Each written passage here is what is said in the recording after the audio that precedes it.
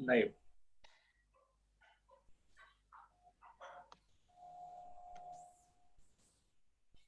जी, हम लाइव हैं इस वक्त फेसबुक पर, दोबारा मिल रहे हैं, दोबारा संवाद कर रहे हैं और ये आवश्यक है कि संवाद हो।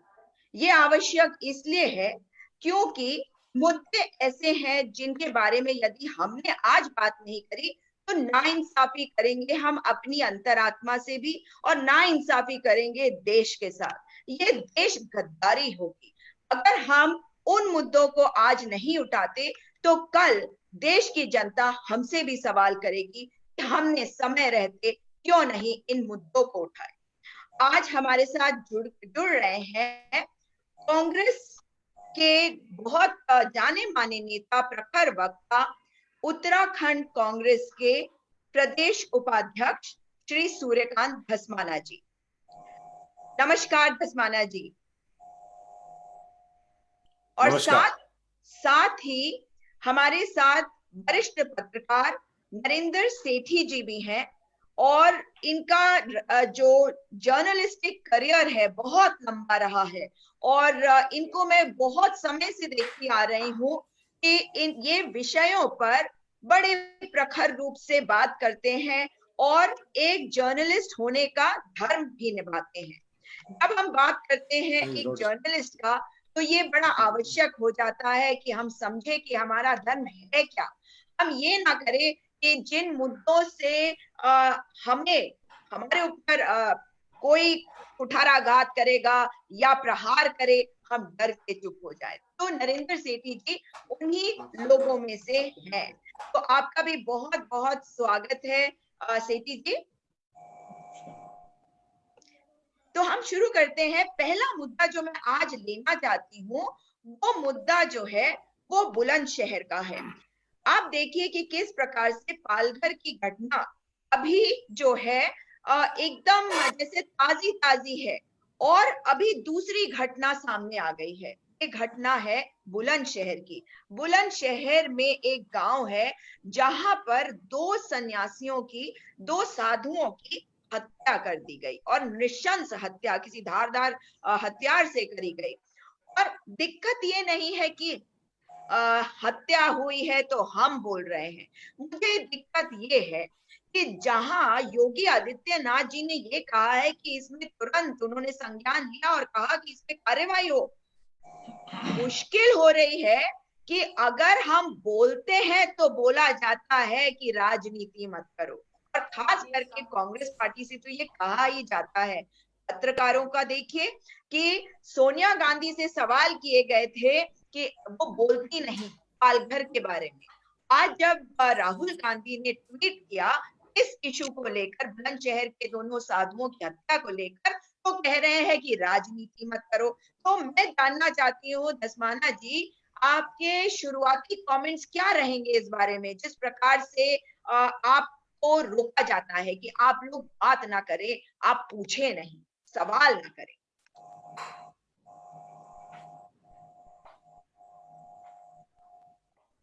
जी धस्माना जी, क्या आप सुन सकते हैं मुझे? जी सुजाता, जी, तो आप क्या मेरी कहना आवाज आ चाहेंगे? रही है आपको? जी जी बिल्कुल क्लियर आ रही है। देखिए, सबसे पहली बात तो ये है कि दोनों ही घटनाएं, पालघर की घटना भी और जो बुलंदशहर की घटना भी, कांग्रेस पार्टी ने दोनों घटना की निंदा करी। और पालघर की घटना के बारे में जिस प्रकार का पूरे 17 तारीख की वो घटना थी, और 17 तारीख की घटना के बाद 20 तारीख को उसको कैरी किया कुछ मीडिया के सेक्शन ने, और 21 तारीख को उसको बिल्कुल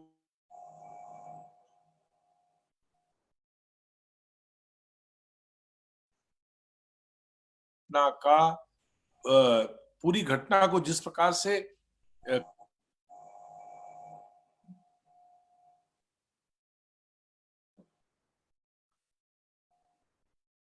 आपकी आवाज क्लियर नहीं आ रही है।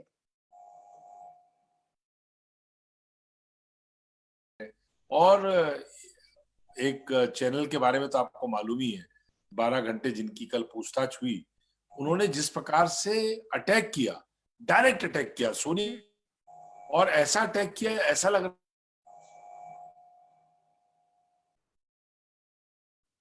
किया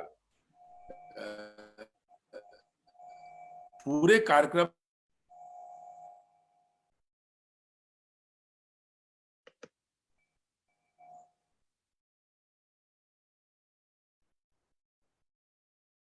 आपकी आवाज नहीं आ रही है दसमाना जी, शायद कुछ कनेक्टिविटी की प्रॉब्लम है।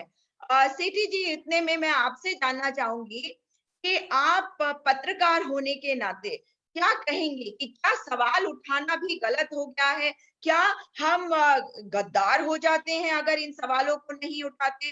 और जिनसे पूछे जाते हैं सवाल, क्या ये सचमुच में सही होता है कि जिनसे पूछे जा कांग्रेस रहे के हैं ऊपर। उन्हीं को जवाब देने की आवश्यकता है? दसमाना जी, आपके पास वापस आऊंगी, आपकी आवाज चली गई थी जी। बिल्कुल सही कहा सुजाता आपने।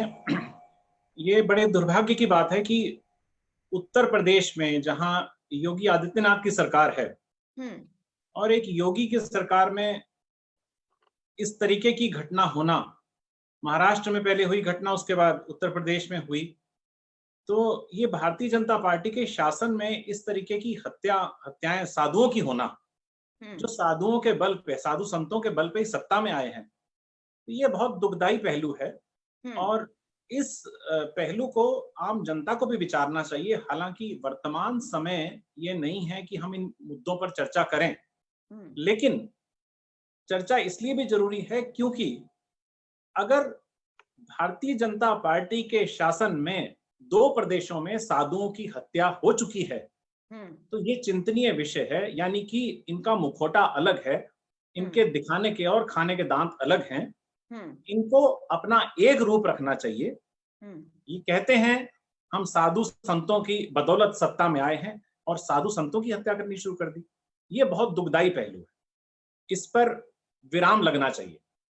लेकिन जिस प्रकार से ये हत्याएं हुई, और मैं जानना चाहती हूँ कि आप एक पत्रकार हैं, और पत्रकार होने के नाते क्या ये आवश्यक नहीं था कि जिस जोर के साथ पालघर वाली घटना पे सवाल उठाए जा रहे थे, उसी तरीके से इस घटना को भी उठाया जाता? मगर मैं जिस चैनल के बारे में बात कर रही हूँ, अर्नब गोस्वामी के चैनल के बारे में, आज इस विषय को उन्होंने उठाया ही नहीं। वे तो आज पूरा दिन इसी में लगे रहे कि किस प्रकार से साधु संत जो है वे आज एक उपवास रख रहे हैं। तो कहीं ना कहीं तो सवाल उठते हैं आपकी पूरी फ्रेटर्निटी पे कि आप लोग चाहते क्या हैं, आप लोग कहना क्या चाहते हैं, करना क्या चाहते हैं? देखिए, अर्नब गोस्वामी ने अगर पूरा दिन इसके ऊपर टिप्पणी नहीं की तो ये अर्नब गोस्वामी की मानसिकता को दर्शाता है। आप ये देखिए कि अर्नब गोस्वामी जैसे स्तर के पत्रकार हम्म अगर वो भावनाओं में बह जाएं और प्रवक्ता बन जाएं हम्म किसी दल विशेष के, तो फिर वो पत्रकार नहीं है। फिर तो जैसे शिवसेना का सामना अखबार है, अखबार जरूर है लेकिन वो मुखपत्र है शिवसेना का, तो इस तरीके से अर्नब गोस्वामी ये मुखपत्र बन चुके हैं सत्ता दल के। तो इसको हम लोग इस तरीके से ना लें कि पत्रकार है। ये जरूरी नहीं है कि किसी ऊंचे पद पे बैठा है तो वही पत्रकार होगा। हम्म पत्रकार गढ़वाल के दूरस्थ क्षेत्र में, गांव में बैठा हुआ, जो देश के ऊपर टिप्पणी कर रहा है, लिख रहा है, वहां की पीड़ा लिख रहा है, तो वो उससे बड़ा पत्रकार है अर्नब गोस्वामी से। जी बिल्कुल। और आपने सुना दसमाना जी कि क्या कहा सेठी जी ने? वे पत्रकार हैं और कह रहे हैं कि ये अर्नब गोस्वामी के कैरेक्टर पे सवाल उठाता है। अर्नब गोस्वामी ने कितने जोर शोर से हल्ला मचाया कि सोनिया गांधी सवाल नहीं कर रही पालघर पर। आप सुन पा रहे हैं मुझे? दसमाना जी, क्या आप सुन पा रहे हैं मुझे?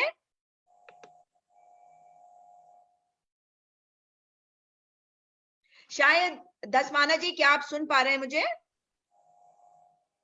रुक रुक के डिस्टरबेंस आ रहा है काफी।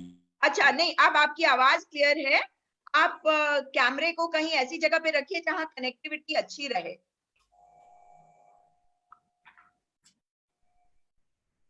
जी जी। तो आपने सुना सेठी जी को, वो कह रहे हैं कि ये कैरेक्टर पे सवाल उठाता है अर्नब गोस्वामी के।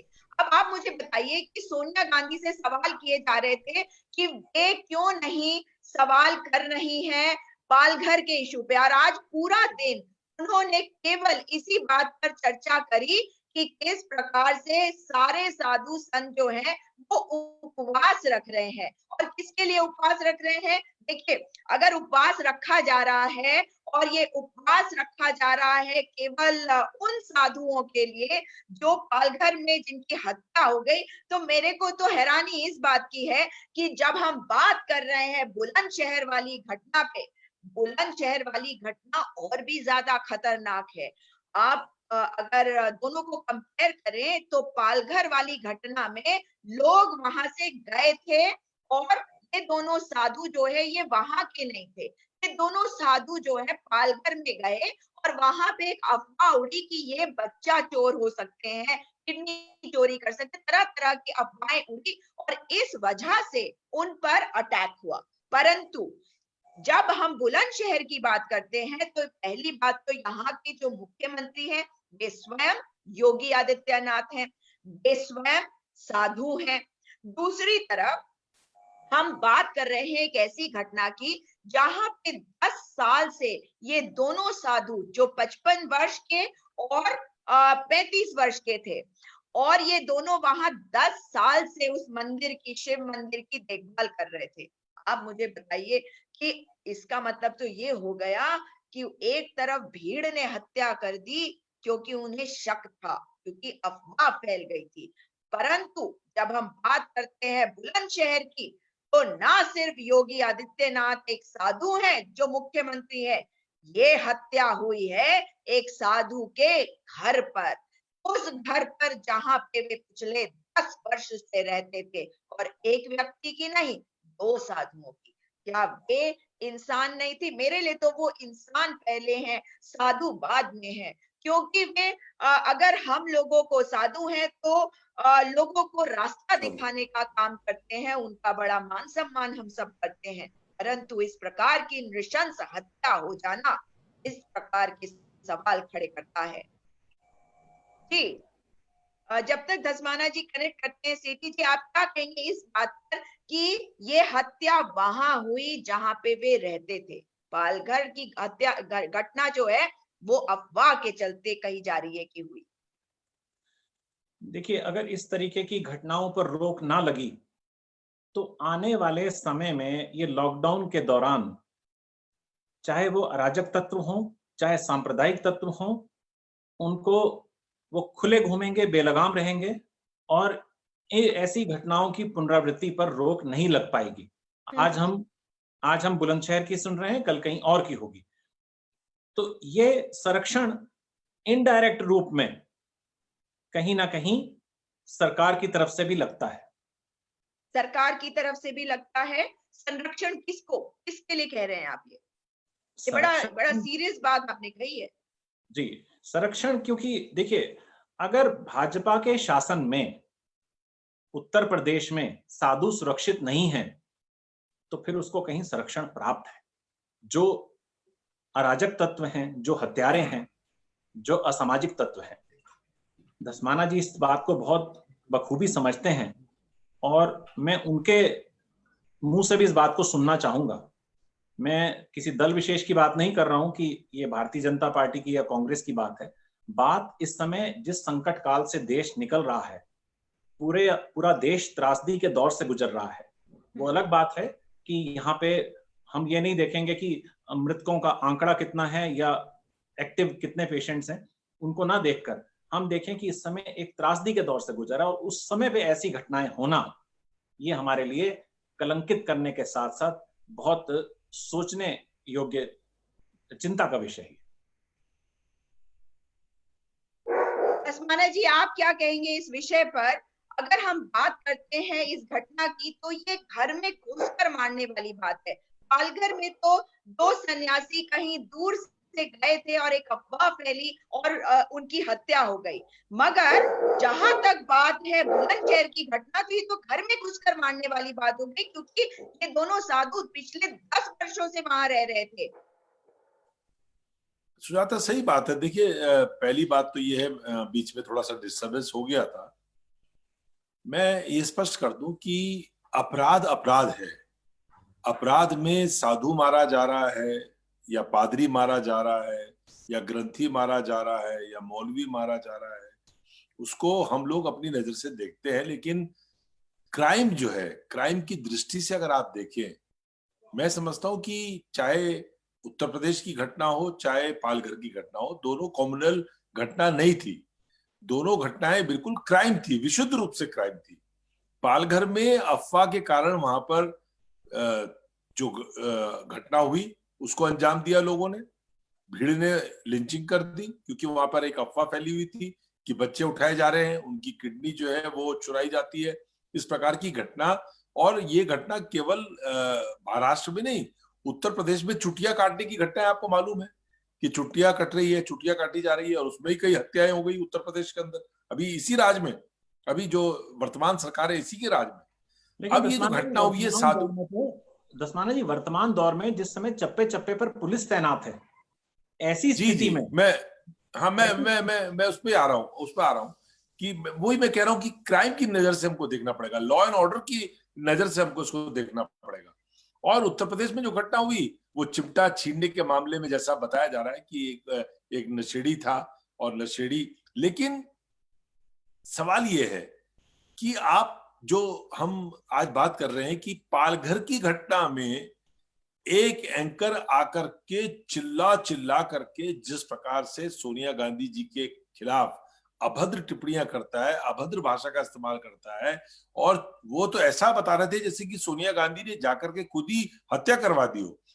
और आज जब बुलंदशहर की घटना सामने आती है, वही सारा मीडिया खामोश है। संबित पात्रा 1 घंटे बाद जैसे ही लाइव शो हुआ अर्नब गोस्वामी का, उसके 1 घंटे के अंदर अंदर संबित पात्रा का ट्वीट आता है कि अर्नब हैज एक्सपोज्ड सोनिया गांधी। आप समझिए। और बुलंदशहर में कौन मरा? हमने परसों भी आपके साथ डिबेट में यही बात करी थी कि उत्तराखंड में तो जेडी अग्रवाल, सानंद, स्वामी सानंद, वो गंगा जी के लिए मर गए, गंगा जी के लिए उन्होंने अपने प्राण त्याग दिए, इतना बड़ा आंदोलन उन्होंने किया। और पूरे देश में, मैं परसों देख रहा था, वो पार्लर वाले बाबा है ऋषिकेश में, जानती है पार्लर वाले बाबा को? नहीं बताइए। वो घुंघराले बाल करके और आरती करवाते हैं, वो स्पॉन्सर्ड आरतियां करवाते हैं। जी। गंगा जी में एनक्रोचमेंट कर रखा उन्होंने बाबा जी ने, और एनक्रोचमेंट में हाई कोर्ट से उनको नोटिस हो रखा है कि आप अपना एनक्रोचमेंट हटाइए। हाई कोर्ट ने उनको कह रखा। वो पार्लर वाले बाबा जो जिस प्रकार से डिबेट में आकर के अर्नब गोस्वामी के और अनर्गल बातें कर रहे थे, उन पार्लर वाले बाबा को मैंने देखा है तिवारी जी के आगे गिड़गिड़ाते हुए। उन पार्लर वाले बाबा को मैंने देखा है हरीश रावत जी के दरबार में बैठे हुए। उन पार्लर वाले बाबा को मैंने देखा है विजय बहुगुणा के दरबार में। वो सारे जितने मुख्यमंत्री होते हैं उनके दरबारों में हाजिरियां लगवाते हैं, या मुख्यमंत्री उनके यहाँ जाके हाजिरी लगाते हैं। वो पार्लर वाले बाबा इस प्रकार की बात कर रहे थे। मैं उनका बड़ा सम्मान करता था, लेकिन जो ऋषिकेश के लोग और तमाम लोग कहते हैं पार्लर वाले बाबा, मैंने भी उनको आज से पार्लर वाले बाबा कहना शुरू कर दिया। जैसे ही मैंने उनका अर्नब गोस्वामी के शो में मैंने लाइव देखा, कितना स्पॉन्सर्ड था पूरा। बिल्कुल। आज कहाँ है वो मीडिया? बुलंदशहर में भी तो साधु मारे गए, 2 साधु मारे गए, और आप बोलने को तैयार नहीं है, कोई उसको आवाज उठाने को तैयार नहीं है। वो सारे लोग जो ट्वीट कर रहे थे पालघर की घटना पे, कहाँ गायब हो गए? संबित पात्रा जो जुड़वा भाई हैं, बिछड़े हुए, इनके अर्नब गोस्वामी के बचपन में बिछड़ गए थे, और दोनों पगलेट श्रेणी के हैं। मैं पगलेट श्रेणी के मानता हूं उनको। बिल्कुल। कहाँ है? क्यों नहीं वो आज ट्वीट कर रहे हैं? सारी की सारी साइबर सेना जो लग गई थी महाराष्ट्र की घटना को, पालघर की घटना को सांप्रदायिक साबित करने में जो लग गए थे, जब उन्होंने देखा कि कोई नाम मुस्लिम नहीं मिल रहा है तो उसको क्रिश्चियन एंगल दे दिया, उसको मिशनरीज का काम बता दिया। तो ऐसे लोग, ये तो एक डबल स्टैंडर्ड हो गया। इसका एक और आप एक बात बताऊं, कल पुलिस ने उनको इंटरोगेट किया, पुलिस ने नोटिस दिया, 2 बार नोटिस देने के बाद वो नहीं गए, तीसरी बात सख्ती हुई तो वो नोटिस के बाद गए, और गए तो उसके बाद तत्काल, और राजदीप सरदेसाई जैसे व्यक्ति से मैं उम्मीद नहीं करता था, 12 घंटे क्या कर रही है पुलिस? अरे भाई आपको क्या मतलब है? ये इन्वेस्टिगेशन का पार्ट है, who are you to ask? और अंजना ओम कश्यप जी, अब मुझे लगता है कि जैसे ही महाराष्ट्र में इनके पेच कसने शुरू हुए, तो इनको लगा कि भाई अब एक तरफा मामला नहीं है, अब हिंदुस्तान के अंदर ये अगर आप गड़बड़ करोगे तो वेस्ट बंगाल में भी हो सकता है, ममता दीदी के यहाँ भी हो सकता है, महाराष्ट्र में भी हो सकता है, और जिन प्रदेशों में गैर भाजपाई सरकार है वहां पर आपके नकेल कसी जा सकती है। तो इन्होंने कल से बोलना शुरू कर दिया। अर्नब गोस्वामी जब परसों चिल्ला रहे थे तब किसी ने नहीं पूछा कि आप इतना वाहियात क्यों चिल्ला रहे हो, इस तरह से अनर्गल बात क्यों कर रहे हो। लेकिन जैसे ही पुलिस थाने में उनको बुलाया गया तो उसमें अंजना ओम कश्यप जी का ट्वीट आता है कि आज उनके साथ हो रहा है, कल आपके साथ भी हो सकता है। बिल्कुल हो सकता है, अगर गड़बड़ करोगे तो तुम्हारे साथ भी हो सकता है, क्यों नहीं हो सकता। लेकिन ये डबल स्टैंडर्ड दोनों के देखिए आप, और इसमें हैंड एंड ग्लव्स है। इसमें मीडिया जो जिसको गोदी मीडिया क्यों कहा जाता है, गोदी मीडिया इसलिए कहा जाता है कि आपके शो के 1 घंटे के अंदर Sambit Patra is not Sambit Patra, Sambit Patra is the official spokes person of the ruling party. If he is tweeting something, अगर वो ट्वीट कर रहा है इसका मतलब वो बीजेपी का ट्वीट है, इसका मतलब वो रूलिंग पार्टी का ट्वीट है। तो ये डबल स्टैंडर्ड दोनों के, और ये दोनों मिले हुए हैं और मिलकर के सारी स्ट्रेटेजी करते हैं। जिस समय पूरे देश के अंदर लाखों लाखों मजदूर सड़कों पर निकल आए, जिस समय लग रहा था कि कोरोना के मामले में जो लॉकडाउन किया है इन्होंने बिना सोचे समझे, without the application of the mind, बिना दिमाग का इस्तेमाल किए लॉकडाउन कर दिया, कोई समय नहीं दिया लोगों को, कोई टाइम नहीं दिया। तो जब ये उल्टा पड़ने लगा तो अचानक जमाती आ गए, और ये सारे मीडिया ने जमातियों को ऐसा बना दिया जैसे कि कोई आतंकवादी संगठन हो। भाई ठीक है, सेक्ट्स होते हैं अलग अलग, एक ही धर्म में कई सेक्ट्स होते हैं, चाहे वो सिख धर्म हो, चाहे हिंदू धर्म हो, चाहे इस्लामिक वो हो, सबके अपने अपने हिस्से हैं। अब वो एक हिस्सा है, बड़ा हिस्सा है जमातियों का। और मैं आपको बताऊं, अभी तो इस समय देश के अंदर ये माहौल नहीं था, लेकिन जमातियों के बारे में कितना ज्ञान है, जितना ये पूरा मीडिया जिस प्रकार से उनके ऊपर हमला कर रहा था, वो तो इस संसार की बात भी नहीं करते, वो तो इस धरती की बात ही नहीं करते, वो तो नीचे की और आसमान की बात करते हैं। उनके ऊपर जिस प्रकार के आरोप लगाए, जिस प्रकार के उनके ऊपर, और सारे आरोप, चाहे थूकने के आरोप लगाए हो, चाहे महिलाओं के सामने कपड़े उतारने के आरोप लगाए हो, चाहे मारपीट के सारे फेक निकले, सारे झूठे निकले। अब वो झूठे निकलते रहे। जब अंजना ओम कश्यप जी, वो चौधरी साहब और ये अर्नब गोस्वामी और ये पूरा 24/7 जब चिल्ला चिल्ला करके बोलते रहेंगे तो पूरे देश के अंदर तो कैसी इमेज बन गई जैसे जमाती कोई आतंकवादी हो। तो अब एक सवाल कर लीजिए, अब जो प्लाज्मा टेस्ट होगा, तो प्लाज्मा टेस्ट में जो प्लाज्मा होगा, अब ये बोलते हैं सारे जितने भक्तगण हैं जो ये चिल्ला रहे थे, ये लिखते हैं कि हमको भैया अगर होगा कोरोना तो हम हमारा इस थेरेपी से इलाज मत करवाना। मैं उस विषय पे भी आऊंगी, उस विषय पे थोड़ी देर में चर्चा करते हैं। तो मैं जो सबसे इंपॉर्टेंट बात है कि ये डबल स्टैंडर्ड दोनों का, मीडिया, गोदी मीडिया, बहुत सारे लोग आज भी ऐसे हैं जो साहस करते हैं और इनके खिलाफ बोलते हैं। हालांकि उनको उनकी विजिबिलिटी जो है वो बीच में नगण्य हो गई थी, लेकिन अब लोग उनको, मैंने खुद टेलीविजन देखना छोड़ दिया, मैं नेट में या उसमें जाकर के थोड़ा देख लेता हूँ, जो जिनका मुझे लगता है कि देखने लायक लोग हैं उनको देख लेता हूँ, सुन लेता हूँ। लेकिन आज देखिए, ट्रूथ प्रिवेल्स, सत्य जो है वो जीवित रहता है। और सत्य की ये जरूर है कि आज कलयुग है, तो कलयुग में थोड़ा सत्य जो है उभरने में समय लगाता है, लेकिन प्रिवेल जो है वो ट्रूथ ही करेगा, सच्चाई जीतेगी। और आज देश के अंदर आप देखिए जितनी परिस्थितियां इन्होंने निर्मित करी हुई है, आने वाले टाइम में सारी ये परिस्थितियां जो इन्होंने निर्मित करी हुई है, ये भस्मासुर होकर के इन्हीं को भस्म करेगी, इनको ही भस्म करने वाली है। बिल्कुल सही कह रहे हैं, बता रहा हूं मैं। बिल्कुल बिल्कुल। और जिस तरह से ये हत्याएं हुई हैं,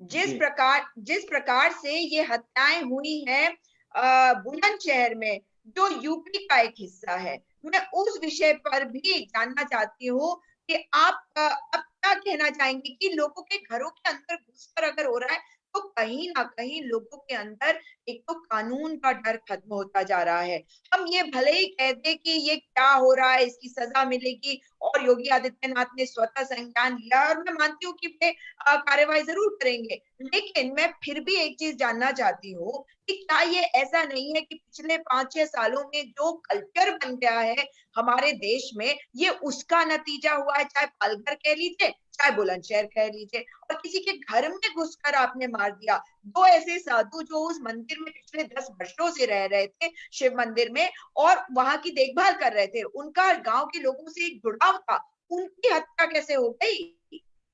सुजाता, ये बहुत गंभीर सवाल आपने किया है। इस समय उत्तर प्रदेश में लॉ एंड ऑर्डर की जितनी बुरी हालत है, पिछले 15 दिनों में अगर आप देखें हत्याओं का जो ग्राफ है, उत्तराखंड में आप देखिए, उत्तराखंड के अंदर हमारे विपक्ष की सरकार है, कांग्रेस की सरकार नहीं है, बीजेपी की सरकार है, लेकिन हम ये कहेंगे कि इस कोरोना के संकट में उत्तराखंड के अंदर जो क्राइम का ग्राफ है बहुत नीचे चला गया, बहुत नीचे चला गया। लेकिन उत्तर प्रदेश में बिल्कुल उल्टा हो गया है। उत्तर प्रदेश में इस समय इतना ज्यादा अपराध हो रहा है। अभी 5 ब्राह्मण्स की हत्या, मैं हालांकि ये ठाकुर ब्राह्मण दलित मैं ऐसे कभी नहीं बोलता हूं, लेकिन जब भारतीय जनता पार्टी, मैंने आपको बताया, भस्मासुर पैदा कर दिया इन्होंने। अब हर एक मरने वाले की जात, हर एक मरने वाले का धर्म, हर एक उसके प्रधानमंत्री ने कह दिया कि कपड़ों से पहचान करो। जब देश का प्रधानमंत्री कहेगा कि कपड़ों से पहचान करो, तो निश्चित तौर पे जो क्राइम होगा उसमें भी कपड़ों से पहचान करी जाएगी। एक निरीह ब्राह्मण 5 लोगों की हत्या घर में घुस करके जिस प्रकार से उत्तर प्रदेश में हुई है, आप कल्पना कर सकते हैं? छोटे छोटी बच्चियां, वो महिला, बुजुर्ग 75 साल के, किस प्रकार से उनको बिल्कुल खत्म कर दिया गया। कोई चर्चा नहीं होगी उसको, पूरी की पूरी सिस्टम, पूरी का पूरा तंत्र, पूरी की पूरी पुलिस उसे आत्महत्या बताने को तुली हुई है, लेकिन उसके ऊपर कोई चर्चा नहीं हो रही। आज अर्नब गोस्वामी को आना चाहिए था टेलीविजन में, और वो तो गोस्वामी मेरे ख्याल से ब्राह्मणी होते हैं, चिल्ला चिल्ला के बोलना चाहिए था कि जवाब दे, नरेंद्र मोदी जवाब दे। आज भी बोलना चाहिए था। आज किससे सवाल करना चाहिए था उनको? उनको आज सवाल नरेंद्र मोदी से करना चाहिए था। किसकी सरकार है उत्तर प्रदेश में? किसकी सरकार है? बीजेपी की सरकार है, और बीजेपी की सरकार में हत्या हुई है साधु की, तो जवाब किसको देना चाहिए था? महाराष्ट्र में अगर हम लोग छोटे पार्टनर हैं, लेकिन सोनिया गांधी को जवाब देना चाहिए था, तो आज उत्तर प्रदेश में बीजेपी की सरकार है, पूर्ण बहुमत की, प्रचंड बहुमत की, तो मोदी जी को जवाब देना चाहिए था। तो अर्नब गोस्वामी ने क्यों नहीं आज एक्सक्लूसिव शो क्यों नहीं किया? ये एक बात कह रही हूँ। उत्तर प्रदेश में लॉ एंड ऑर्डर की सिचुएशन बहुत ज्यादा हालत खराब है। वहां पर हर चीज की सिचुएशन खराब है। वहां पर किसान की हालत खराब है, बेरोजगार की हालत खराब है। लेकिन वर्तमान में कोरोना काल में भी जिस प्रकार से उत्तर प्रदेश के अंदर क्राइम लगातार बढ़ रहा है, कोई दिन ऐसा नहीं जाता वहां पर जिस दिन वहां पर मर्डर की, लूट की, और अभी आपने तो पढ़ा है 5 साल की बच्ची का, 8 साल की बच्ची का बलात्कार, आंखें फोड़ दी। किस तरह के क्राइम हो रहे हैं? ये मध्य प्रदेश में हुआ है मेरे ख्याल से। 8 साल की बच्ची का रेप करके उसका आंखें फोड़ दी। ये बीजेपी रूल्ड स्टेट्स में अगर हो रहा है, और सवाल ये नहीं है, क्राइम देखिए होता रहता है, क्राइम होता है, समाज है तो क्राइम भी होता है, लेकिन क्राइम के खिलाफ एक्शन, पुलिस का इकबाल, गवर्नेंस, एडमिनिस्ट्रेशन, इसी को तो कहते हैं। आपका एक्शन ऐसा होना चाहिए। बहुत ठोक दो बोलते हैं मुख्यमंत्री, तो उत्तर प्रदेश के मुख्यमंत्री की भाषा है कि ठोक देंगे। ठोक देंगे वाले मुख्यमंत्री किसको ठोकोगे भाई? कपड़े देख के ठोकोगे? केवल कपड़े देख के ठोकोगे? हाँ, कपड़े देखकर तो पहचानते ही है ना, ये लोग तो पहचान कर लेते हैं कपड़े देखकर, ये तो कहते हैं। तो प्रधानमंत्री जी ने कहा था। कपड़े देख करके ठोकने वाले लोग जो हैं, उनसे पूछना चाहता हूं कि आपके राज्य में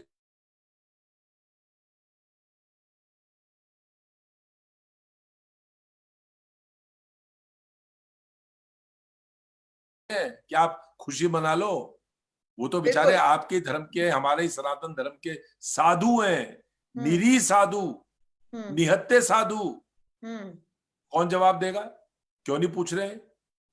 ये डबल स्टैंडर्ड्स हैं। उत्तर जी प्रदेश में लॉ एंड ऑर्डर की सिचुएशन इज वेरी बैड, और मुझे लगता है कि अगर वहां तत्काल योगी जी इस पर एक्शन नहीं करेंगे तो स्थितियां उनके हाथ से निकल जाएंगी और जंगल राज की तरफ उत्तर प्रदेश बढ़ जाएगा, जंगल जी राज की तरफ। बिल्कुल बिल्कुल, और देश के लिए भी ये एक गलत मैसेज ले जा रहा है। अब मैं अपना आपका ध्यान थोड़ा सा करूंगी उस केस के तरफ, जो केस कल माननीय उच्च न्यायालय दिल्ली के समक्ष आया। और जब वहां पे ये केस आया तो ये पता चला कि हमारी सरकार जो है स्वयं जो है आयात नहीं कर रही है टेस्टिंग किट्स के। और ये कौन से टेस्टिंग किट्स है इनके बारे में बता दूं आपको कि ये सार्स के जो टेस्टिंग किट्स बनाए गए थे उन्हीं को लाया जा रहा है। और ये उम्मीद करी जा रही थी कि ये जो टेस्टिंग किट्स है करीब 225 रुपए का खरीद रहा था आयातक। और ये SARS corona virus 2 antibody test kit था, इसको 225 रुपए में उसने बेचा आयातक को। आयातक कौन था? Matrix labs. और आयातक ने आगे इसको बेचना था, उसको फ्रेट लगा 20 रुपया, तो उसको पड़ गया ये 245 रुपए का। अब 245 रुपए की ये जो किट है इन्होंने आगे दी एक डिस्ट्रीब्यूटर को। अब ये जो है डिस्ट्रीब्यूटर यानी कि वितरक, और ये वितरक जो है ये खरीद रहा था 245 रुपए की किट 400 रुपए में, यानी कि उसको फायदा हो रहा था 155 रुपए का। यानी कि उसको जो फायदा हो रहा था, अगर 155 रुपए की आप बात करें, उसको हो रहा था 15 करोड़ 50 लाख रुपए का फायदा। किसको? आयातक को। और भारत सरकार फिर इस डिस्ट्रीब्यूटर से खरीद रही थी इस टेस्टिंग किट को 600 रुपए में, और 600 रुपए प्लस जीएसटी, यानी कि जीएसटी के पैसे सरकार अलग दे रही थी और 600 रुपए में ये टेस्ट किट खरीद रही थी। और 600 रुपए के हिसाब से आप देख लीजिए कि 10 लाख टेस्टिंग किट्स जिनके ऑर्डर दिए गए हैं, जैसा मैंने आपको बताया कि जो आयातक है उनको 15.5 करोड़ का फायदा होना था, और इनको कितने का फायदा होना था अब आप ये देख लीजिए, मतलब 200 रुपए प्रति किट। और 200 रुपए प्रति किट का मतलब आप समझ लीजिए कि ये एक भयानक अमाउंट सा हो गया है जिसका फायदा इन लोगों को हो रहा था। मगर मैं जानना ये चाहती हूँ कि अगर इस प्रकार से ये केस सामने आया कोर्ट के, और कोर्ट ने इसके ऊपर कैप लगा दिया कि नहीं, 400 रुपए का आयातक से वितरक खरीद कर 600 रुपए में आईसीएमआर को नहीं बेचेगा, 400 रुपए में ही बेचेगा, उसमें जीएसटी इंक्लूडेड है। मतलब आप समझ लीजिए कि आयातक और जो वितरक है उन्हें अभी भी फायदा हो रहा है, मिला के करीबन 15.5 करोड़ का, उसमें से जीएसटी माइनस हो जाएगी। आप मुझे बताइए कि क्या ये आईसीएमआर को या मोदी जी को ये नहीं करना चाहिए था कि ये टेस्ट किट वे डायरेक्टली खरीदते उस कंपनी से? वॉनफू कंपनी है चाइना की, उनसे डायरेक्ट खरीदते। आप जानते हैं कि ये टेस्ट किट्स जो है ये भी बहुत सब स्टैंडर्ड रहे, और सभी राज्य सरकारों ने कहा कि वे इसको नहीं इस्तेमाल कर पा रहे हैं क्योंकि इसमें रिजल्ट ठीक नहीं आ रहे। फिर आईसीएमआर ने कहा कि टेस्टिंग रोक दिया जाए। अब आप मुझे बताइए कि ये इतने पैसों का घोटाला जो है, इसके बारे में कौन जवाबदेह है? किसकी जवाबदेही है? किसकी अकाउंटेबिलिटी है? ये पैसा तो देश का है। इस समय भी मुनाफाखोरी अगर कोई कर रहा है तो कितना दुखद विषय है। दसमाना जी जवाब दे रहे हैं इसका। दसमाना जी आप बताइए, फिर मैं सेठी जी से भी पूछूंगी इस विषय पर। नहीं सुजाता, देखिए मैं तो 3 दिन से लगातार बोल रहा हूं आपके 2 शोज में लगातार को कि ये सारा का सारा जो शोर मचा है, पाल घर का जो इशू जिस प्रकार से उसकी हाइप क्रिएट की गई, उसमें मैंने पहले दिन कह दिया था it is nothing but to shield the scam of testing kits. ये हमको खबर आ रही थी कि टेस्टिंग किट्स गड़बड़ है, लेकिन आज फाइनेंशियल जो उसमें एम्बेजमेंट का मामला आ गया है, जो उसमें इतना बड़ा घोटाला है, कोई छोटी मछलियां नहीं है, चाहे वो चाइनीज खिलाड़ी हो चाहे वो इंडियन खिलाड़ी हो, अल्टीमेटली आप देखेंगे खिलाड़ी पर्दे के पीछे एक ही निकलेगा, जो दिखाई नहीं पड़ रहे आजकल। खिलाड़ी इसमें एक ही है, आजकल दिखाई नहीं पड़ रहे, जो हर छोटी मोटी बात में तलवार लेकर के, गदा लेकर के घूमते थे देश के अंदर, वही खिलाड़ी हैं। इसमें बहुत सारा का सारा खेल और सारा ये पूरा प्रोपेगेंडा, पूरा इलेक्ट्रॉनिक मीडिया, पूरा जितना चैनल्स, ये सारे लोग इसी काम में इसलिए लगे हुए थे कि जिससे कि टेस्टिंग किट्स, क्योंकि टेस्टिंग किट में सबसे पहले किसने ऑब्जेक्शन उठाया? अशोक गहलोत साहब ने, राजस्थान की सरकार। और उसके बाद लगातार और सरकारों ने उठाना शुरू किया कि ये तो गड़बड़ है, वेरिएशन आ रहा है 70% तक, मतलब इतना वेरिएशन की वो कोई रिजल्ट ही नहीं है उसका। आप देश के साथ क्या कर रहे हैं? हिंदू मुसलमान करके धर्म के नाम पर सब लोगों को मूर्ख बना करके इस देश की जनता के साथ आप कर क्या रहे हैं? आप इस देश की जनता के साथ जो धोखा कर रहे हैं ऐसी महामारी के काल में। और माफ करिए, कई देशों के प्रधानमंत्रियों को और राष्ट्रपतियों को भी हो गया कोरोना। ये देखता नहीं है कि बड़ी कुर्सी में बैठा है या छोटी कुर्सी में बैठा है। ये ना हिंदू देखता है, ना मुसलमान देखता, ना वोटर देखता, ना राष्ट्र। जी मेरा कहने का सेठी जी से मेरा नहीं, मेरा कहने का मतलब ये है कि महाराजा परीक्षित जो थे ना, तक्षक नाग से उनकी मृत्यु थी जी, और वो मृत्यु के भय से भाग रहे थे। भागवत सुना होगा आपने? जी जी जी। आखिरी में व्यास जी ने उनको भागवत सुना करके उनका मृत्यु का भय दूर किया, लेकिन तक्षक नाग ने ही डसा उनको, तभी गए वो वैकुंठ धाम। जब गए तक्षक नाग ने ही डसा। तो ये मौत जो है ना, वो न राजा देखती ना रंग देखती। आजकल नॉर्थ कोरिया के डिक्टेटर के बारे में बड़ी हवा चल रही है। हाँ। पता नहीं क्या है, क्या होगा, लेकिन भैया जब मृत्यु आनी होती है तो मृत्यु जो है वो रावण को भी आई, मृत्यु भगवान राम को भी आई, जिसने मनुष्य के रूप में जन्म लिया है। इन लोगों को कोरोना यही समझाने आया है कि भैया कहाँ लेके जाओगे इसको, किस जहाज में लेके जाओगे। जी, मैं सेठी जी से जानना चाहती हूँ उनकी प्रतिक्रिया क्या है इस पूरे टेस्टिंग किट पर, और आप कुछ कहना भी चाहते हैं धस्माना जी की बात पर? जी जी जी। मैं धस्माना जी से, मेरा रिश्ता 36 साल पुराना है। मैं धस्माना जी का जूनियर था कॉलेज में। तो मैं आपको बताऊं कि जो इन्होंने बातें कही हैं उसमें एक बात धस्माना जी या तो कहनी भूल गए और या इनके जहन में नहीं रही। देखिए, ये झगड़े की जो जड़ है सारी की सारी, चाहे वो साधुओं की हत्या हो, चाहे ये टेस्टिंग किट की खरीद हो या अन्य मुद्दे हों, आप ये देखिए कि साधु हत्या, ब्राह्मण तो रावण भी था। रावण की हत्या भगवान राम के हाथों मारा गया, लेकिन भगवान राम को ये पता था कि ब्रह्म हत्या हो गई। तो वो ब्रह्म हत्या का पाप धोने के लिए लक्ष्मण जी के साथ देवप्रयाग आए थे, पिताजी के पिंडदान करने और ब्रह्म हत्या का पाप धोने। धस्माना जी मेरी बात से सहमत होंगे, क्योंकि मेरा ज्ञान धस्माना जी से इस मामले में कम है।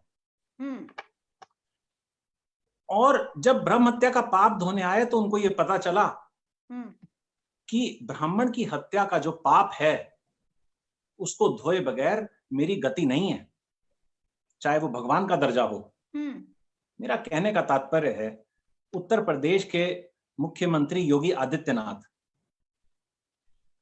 आपके राज्य में और आपके राज में 2 साधुओं की हत्या हो गई। आप अपनी पिता की अंत्येष्टि में नहीं आ सके, चलिए कोई नहीं, आप अपना ब्रह्म हत्या का पाप तो धो लीजिए। आप तो मुखिया हैं प्रदेश के, आपके राज में, आपके शासन में 2 साधु मारे गए, ये पाप कैसे धुलेगा? और जो भी इन्होंने कहा कोरोना किसी को नहीं देखता, बिल्कुल सही कहा। वो ब्रिटेन का या स्पेन के हेल्थ मिनिस्टर ने छत से कूद के आत्महत्या करी।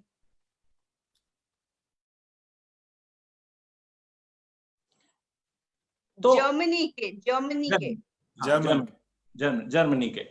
तो आप वहां की भयावह स्थिति देखिए, जहां पे रोज 1200 लाशें दफनाने का इंतजाम किया जा रहा है। यहां पे सरकार का, ये बहुत सारे लोगों से मैंने चर्चा कर ली, सबका एक बात कहना है, कहने लगे ये सरकार या आप ये सोच दीजिए शासन वासन, ये किसी का कोई काम नहीं है, ये केवल ईश्वर के भरोसे ये देश चल रहा है। और जो अभी तक बचा हुआ है ये जब तब पूजा पाठ है कुछ साधु संतों का, और अगर तुम साधु संतों को ऐसे मारना शुरू कर दोगे तो कोरोना तो तुम्हें पूरा लॉकडाउन में पूरा घेर के मारेगा, फिर थोड़ी बख्शेगा। और जहां तक रही किट खरीद की, टेस्टिंग किट खरीदने वाली बात है, देखिए गोदी मीडिया हो कोई सा मीडिया हो, भारत में सबसे चिंताजनक बात यह है कि अंतरराष्ट्रीय पटल पर आप अगर गूगल में अभी सर्च करें तो आपको दिखेगा 200 देशों में भारत का जो स्थान है 136वां नंबर है प्रेस की स्वतंत्रता में। प्रेस की स्वतंत्रता को लेकर 136वां स्थान है भारत का। यानी कि अगर कोई प्रेस कॉन्फ्रेंस हो रही है उसमें अगर 80 पत्रकार बैठे हैं, अगर मुख्यमंत्री को यह मालूम है कि मुझे खाली सुजाता पॉल को, नरेंद्र सेठी को समझाना है, तो 78 बिके हुए हैं। तो आप ये दुखदाई स्थिति देखिए, अगर इलेक्ट्रॉनिक मीडिया, प्रिंट मीडिया, इसका 90% शेयर्स अगर अंबानी ने खरीद लिए हैं, and Ambani is the spoke person of the government, then you cannot expect justice in this country। ये सबसे बड़ा, बहुत बड़ी बात कह रहे हैं और इसी बात को आगे ले जाऊंगी। दसमाना जी, इस पर तो आपकी टिप्पणी भी चाहूंगी कि सेठी जी कह रहे हैं कि देश में माहौल ऐसा है कि you can not expect justice in this country. एक बात होती है justice delayed is democracy denied, एक बात होती है, लेकिन यहां तो जस्टिस डिलेड की कोई बात ही नहीं है, justice has been disposed of. आप कैसे, क्या कहेंगे जी दसमाना जी, क्या कहेंगे? अब आप ये देखिए ना कि मैं तो शुक्रिया अदा करूंगा फिर भी दिल्ली हाई कोर्ट का कि उन्होंने कैलाश भट्ट के मामले में जिस प्रकार से संज्ञान लिया, लेकिन संज्ञान लेने के एक दिन बाद निर्णय उस पर आया। अर्णब गोस्वामी की अरेस्ट स्टे पे इतनी जल्दी फैसला आ गया, ऐसा लग रहा था कि कितना बड़ा राष्ट्रीय महत्व का मामला है। अब ये अदालतों की हालत हो गई है। अदालतों की हालत ये हो गई है कि अर्णब गोस्वामी का अरेस्ट ना हो, उसको रिलीफ मिले, ये बहुत बड़ा एक अंतरराष्ट्रीय मुद्दा हो गया था। उसको सुप्रीम कोर्ट ने देख लिया तुरंत, और शाहीन बाग में जो लोग बैठे थे उनके बारे में उन्होंने कहा कि साहब पहले शांति कर दीजिए, तब तुम्हारा इसके बारे में कॉग्निजेंस लिया जाएगा। अब ये देश के अंदर अगर जस्टिस की हालत हो गई है, और मैं समझता हूं कि इतनी ज्यादा डिटेरियोरेट कभी स्थिति नहीं हुई, जो लोगों ने उंगली उठानी शुरू कर दी। लोग पहले बड़ा सम्मान करते थे, लोकल डिस्ट्रिक्ट कोर्ट्स का सम्मान करते थे, हाई कोर्ट और सुप्रीम कोर्ट तो बहुत बड़ी बात है, लेकिन अब जिस प्रकार से लोग खुलेआम अदालतों के बारे में टिप्पणियां करने लगे हैं, अदालतों के बारे में बोलने लग गए हैं, वो इसीलिए बोलने लग गए हैं कि लोगों का भरोसा, मैं समझता हूं कहीं ना कहीं डगमगा रहा है, कहीं ना कहीं डगमगा रहा है। बहुत अच्छे अच्छे लोग भी हैं, लेकिन मुरलीधरन जैसे लोगों का रातों रात तबादला हो जाएगा तो फिर कल बोलेगा कौन? भाई कौन बोलेगा? जिस प्रकार से आप, इससे बड़ी शर्म की बात हो सकती है? गोगोई साहब का जो मामला है, गोगोई साहब का, वो तो सब्र भी नहीं कर पाए राज्यसभा जाने के लिए, सब्र भी नहीं कर पाए। उस बेचारी महिला का पता भी नहीं लगा, जिस महिला ने उनके ऊपर आरोप लगाया था वो गई कहाँ? बिल्कुल नहीं, और ये मामले खुलने चाहिए, ये मामले दोबारा से। जिस दिन उसने आरोप लगाया, उसके आरोप के उसी दिन मैंने लोगों से कहा, मैंने कहा भाई ये जो है इसकी दुम दबा दी गई है, अब कोई मामला नहीं आएगा, ना राफेल आएगा, ना कोई आएगा। अब ये देखिए, ये तोते की तरह वही कहेगा जो करना है, और उन्होंने वही करा, और करने के बाद उनको पुरस्कार मिल गया। और बेशर्मी के साथ हिंदुस्तान का सीजीआई होना कोई छोटी बात होती है? हिंदुस्तान का सीजीआई, और आज वो राज्यसभा के लिए जिस प्रकार से नतमस्तक होकर के वहां गए, और कोविड-19 के बीच में हाँ, कोविड-19 के बीच में उधर उद्धव ठाकरे को जो है कोश्यारी साहब नॉमिनेट नहीं कर रहे हैं, और ये कोविड-19 के बीच में जो है और राज्यसभा चले गए। तो आज देश के अंदर निश्चित तौर पे ये जो संवैधानिक संस्थाएं हमारी हैं, जो ऑटोनोमस संस्थाएं हैं, इनके ऊपर खतरा जरूर मंडरा रहा है। लेकिन ये देश बहुत बड़ा है। आज बेशक देश के अंदर जो जहर सांप्रदायिकता का, और देखिए जो अभी आप चर्चा कर रहे थे इससे पहले, मैं आपको बताऊं कि ये नूरा कश्ती है।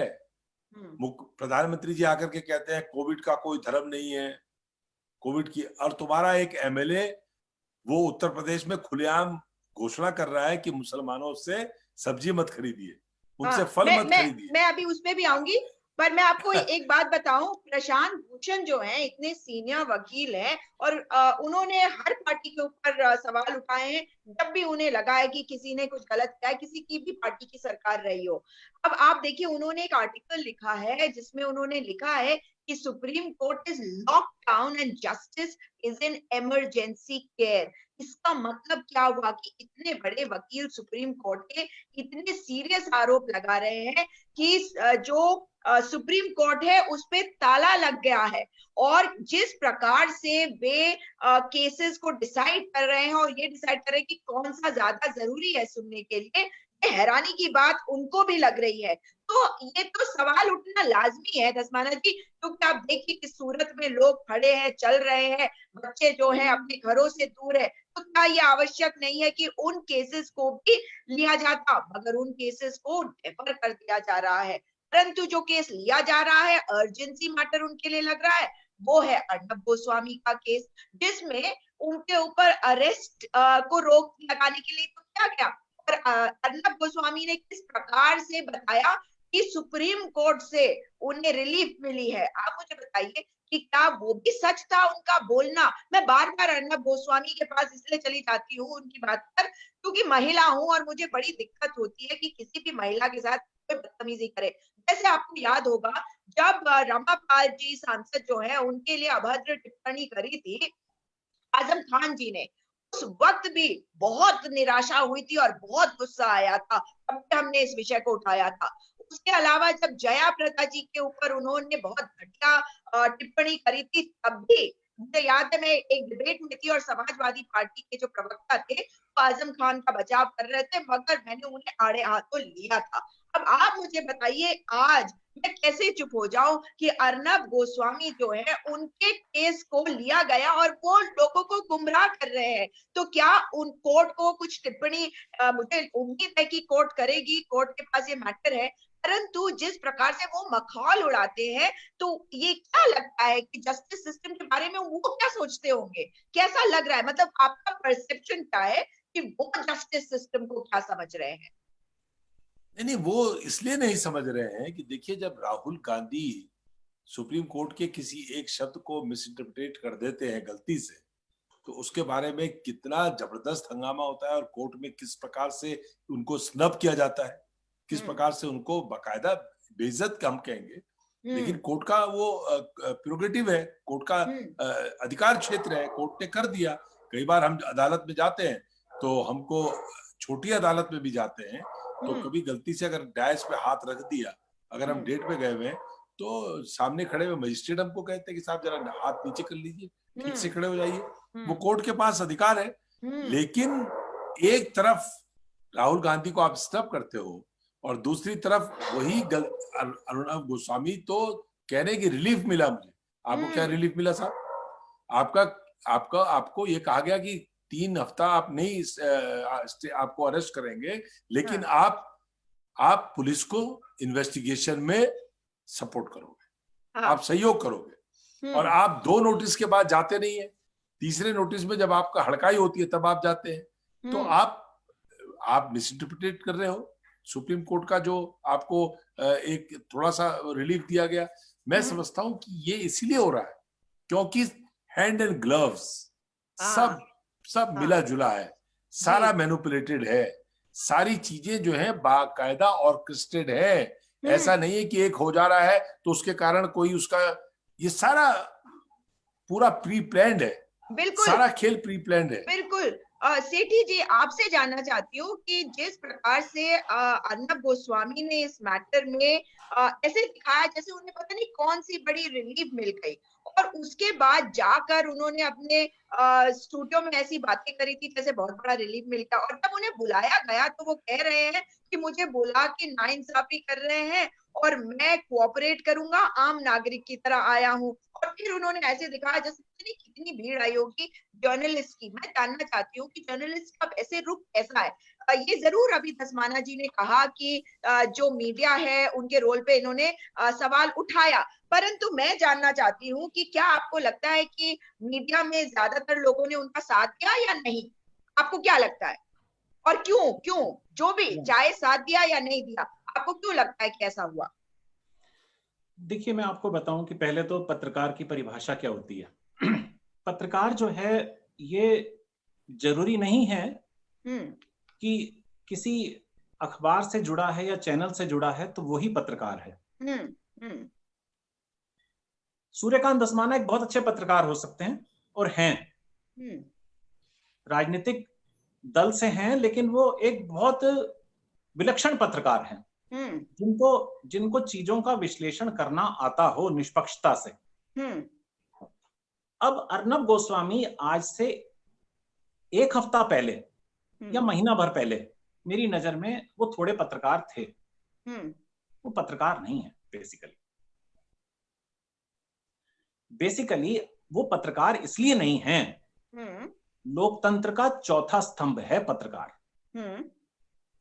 बहुत बड़ा दायित्व होता है, जैसे हम चाहकर भी जुडिशरी पे टिप्पणी नहीं कर सकते, लेकिन हमें अधिकार है। मुझे एक पत्रकार होने के नाते मुझे इस बात की शर्मिंदगी है कि हम उस बिरादरी में हैं जिसमें अर्नब गोस्वामी भी है।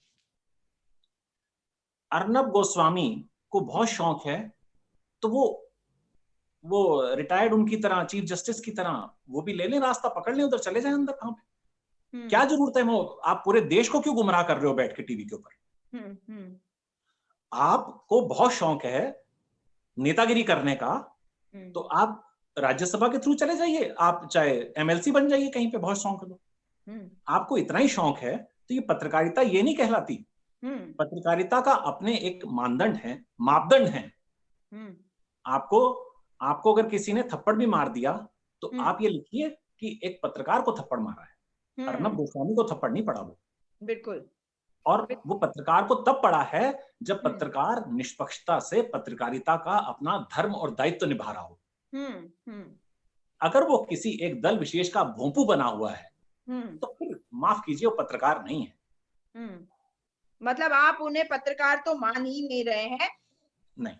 और आप मुझे ये बताइए कि एक्सपोज्ड पर्सन कहते हैं उन्हें, हाँ, प्रवक्ता कह सकते हैं। आप प्रवक्ता हैं, स्पोक्स पर्सन। मैं यही कहने जा रही थी कि उनको कहा जा सकता है कि वो भारतीय जनता पार्टी की अनऑफिशियल स्पोक्स पर्सन है। रिपब्लिक टीवी उन्होंने बना लिया, शायद उनकी उम्मीदें हैं कि किसी दिन प्रधानमंत्री भी बनेंगे देश के, तो उन्होंने सोचा रिपब्लिक टीवी के ही सीईओ बन जाए, तो उससे भी उनका जो साइकोलॉजी है वो समझ में आती है। आप उनकी बॉडी लैंग्वेज देखिए। और मैं आपको एक बात बताऊं सेठी जी, कि जिस वक्त ये घटना हुई थी पालघर वाली और इन्होंने सोनिया गांधी जी को बार बार कहा कि ये बोल नहीं रही है, इटली वाली सोनिया गांधी, देखिए बहुत सारे लोग कहते हैं कि उन्होंने उस नाम से बुलाया जिस नाम से, तो उनका नाम है सोनिया जी का। अब वो कितना सत्य है असत्य, मैं उसमें नहीं जा रही हूँ, उससे मुझे दिक्कत है ही नहीं। मुझे तो दिक्कत है कि किस बेहूदगी से और क्या बदतमीजी से उन्होंने बोला। मैं भी अगर उनसे इसी बारे में इस तरह बात करूं, आप मुझे बताइए, हम भारतीय लोग हैं और घर में बहू जो है वो हमेशा दूसरे घर की आती है, अपने घर की तो कोई नहीं बैठाता, तो दूसरे घर की बहू आती है, बेटी आती है, आपके घर की बहू बनती है, आपके घर को बसाती है, आपके बच्चों को जन्म देती है, आपके परिवार को जोड़ के रखती है। तो उसी प्रकार से सोनिया गांधी जी भी तो आई है दूसरे परिवार से, दूसरे परिवार की बेटी हमारे घर की बहू है। मजेदार बात देखिए सुजाता जी, कि अर्नब गोस्वामी शुद्ध हिंदुस्तानी है। हिंदुस्तानी को अपना धर्म, संस्कार, संस्कृति पता होनी चाहिए। वो क्या भाषा का प्रयोग कर रहे हैं। और एक अगर विदेशी हैं सोनिया गांधी, उनकी शालीनता देखिए, उन्होंने टिप्पणी तक नहीं करी। वो भारतीय बहू हैं। ये जो इनके बारे में सुधीर चौधरी ने कहा, इनडायरेक्ट रूप में कहा, ये विदेशों से फंडेड वो पत्रकार हैं जो यहां स्पोक्स पर्सन बने हुए हैं। आप ऐसा पत्रकार बनना बहुत आसान है। आप मुख्यमंत्री को कहिए कि मैं 3 टाइम आपकी आरती करूंगी, आपका गुणगान करूंगी, मैं एक अखबार निकालना चाहती हूं। आपको यह सोचने की भी आवश्यकता नहीं है कि आपका न्यूज प्रिंट कहां से आएगा और आपका अखबार कैसे छपेगा। जी। तो ये माफ कीजिए, पत्रकार में और पत्रकारिता में जमीन आसमान का अंतर है। बिल्कुल, मैं इस बात को भी मानती हूँ। और बात को आगे बढ़ाते हुए मैं बात करना चाहूंगी जिस बारे में अभी धस्माना जी कह रहे थे, सुरेश तिवारी जो है बीजेपी विधायक है देवरिया से। अब जानते हैं उन्होंने क्या कहा आज। वो तो अपने शीर्ष नेता मोदी जी की नहीं सुन रहे, आरएसएस प्रमुख मोहन भागवत की नहीं सुन रहे, जो बार बार कह रहे हैं कि सिचुएशन को कम्युनलाइज ना किया जाए। संबित पात्रा भी नहीं सुनते उनकी, अगर देखें आप तो। सुरेश तिवारी जो है, इन्होंने क्या किया, ये एक जगह पे दिखाई दे रहे, एक वीडियो वायरल है इनका, जिसमें ये कह रहे हैं कि मैं तुम्हें बता रहा हूं कि मुसलमानों से सब्जियां ना खरीदिए। और जानते हैं इस बात का संज्ञान स्वयं बीजेपी अध्यक्ष जेपी नड्डा जी ने लिया, और उन्होंने बात करी स्वतंत्र देव सिंह जी से, जो अध्यक्ष हैं बीजेपी के उत्तर प्रदेश के। और स्वतंत्र देव सिंह जी ने शोकॉज कर दिया है इन महाशय को, सुरेश तिवारी जी को, और उन्हें 1 हफ्ते का समय दिया है कि इस बात पे जवाब दे। परंतु मैं जिस बारे में बात करना चाहती हूँ, एक तो ये बात है, इस पर आप अपनी टिप्पणी अवश्य दीजिएगा, साथ ही एक दूसरी बात करना चाहती हूँ। आप देखिए कि किस प्रकार से प्लाज्मा थेरेपी की बात करी जा रही है भारत में, और ये जो है दिल्ली की सरकार ने इनिशिएटिव लिया और कहा कि प्लाज्मा थेरेपी करी जाएगी। इसमें क्या है कि जिस व्यक्ति को संक्रमण हो चुका है, उसकी बॉडी ऑलरेडी एंटीबॉडीज बना चुकी है इससे लड़ने के लिए, क्योंकि दवाई तो अभी कोई बनी नहीं है, वैक्सीन अभी बनी नहीं है, लेकिन वो एंटीबॉडीज उसके प्लाज्मा में है, और वो प्लाज्मा लेकर उन व्यक्तियों की बॉडी में डाला जाएगा जिन लोगों के को ये संक्रमण हुआ, तो वो एंटीबॉडीज तैयार हैं और उनकी बॉडी में जाकर और एंटीबॉडीज बनाएंगे ताकि इस कोरोना वायरस से लड़ सके और इसे मात दे सके। अब आप देखिए कि कमाल की बात यह है कि तबलीगी जमात का नाम वापस ले रही हूँ, क्योंकि तबलीगी जमात ही है जहां पे कहा जा रहा था कि इन्होंने फैला दिया, जबकि असलियत यह है कि 1/3 नंबर उनका था और 2/3 जो है बाकी सबका, यानी कि 100 में से करीब 33-34 लोग जो थे वो तबलीगी जमात के थे, पर 66-67 लोग जो थे हर 100 में से वो बाकी लोगों में थे। तो इनिशियली बिल्कुल नो नॉट नाउ। बट अब देखिए, ये ठीक होने के बाद कमाल तो इनका ये है, जिन लोगों को संक्रमण हुआ इनको कितना कितना सहना पड़ा, क्या हम लोगों ने नहीं कहा इनको, और हम लोगों का मतलब देशवासियों ने, चाहे कोई भी हो, मगर अगर इनको कहा गया तो हम सबकी जिम्मेदारी है। तो अब देखिए कि क्या है कि वो लोग लाइनें बना के अपना प्लाज्मा देने के लिए सामने आए हैं। अब वो प्लाज्मा किसको दिया जाएगा और क्यों दिया जाएगा, धस्माना जी बताइए, आप क्या कहना चाहेंगे इस बारे में? एक तो ये इनके बारे में भी अवश्य बोलिएगा, जो ये विधायक हैं भारतीय जनता पार्टी के। देखिए, भारतीय जनता पार्टी के विधायक ने जो कहा, मैंने आपको कहा कि भारतीय जनता पार्टी में जो भी काम होता है पूरा प्लानिंग से होता है और ट्रस्टेड होता है। वो उसमें हर एक आदमी की भूमिका तय की जाती है कि सुरेश तिवारी ऐसा बोलेगा, उसके बाद जेपी नड्डा जी उसका संज्ञान लेंगे, वो उनको नोटिस देंगे। उसका क्या हुआ भोपाल की वो प्रज्ञा का, क्या हुआ भोपाल की प्रज्ञा का? जी भोपाल की प्रज्ञा ने महात्मा गांधी के बारे में क्या कहा था, और जब उसने कहा था तो किसी ने ये भी कहा था कि मैं अपने जीवन भर उनको माफ नहीं कर पाऊंगा। हाँ, प्रधानमंत्री जी ने कहा था जीवन भर माफ नहीं कर पाऊंगा। क्या किया आपने उसका? आपने क्या किया उसका? कहाँ है वो प्रज्ञा कुमारी? उस प्रज्ञा को निकाल दिया इन्होंने, भाजपा से निष्कासित कर दिया, उसकी सदस्यता खत्म कर दी। ये सारी नौटंकी ऑर्केस्ट्रेट होती है।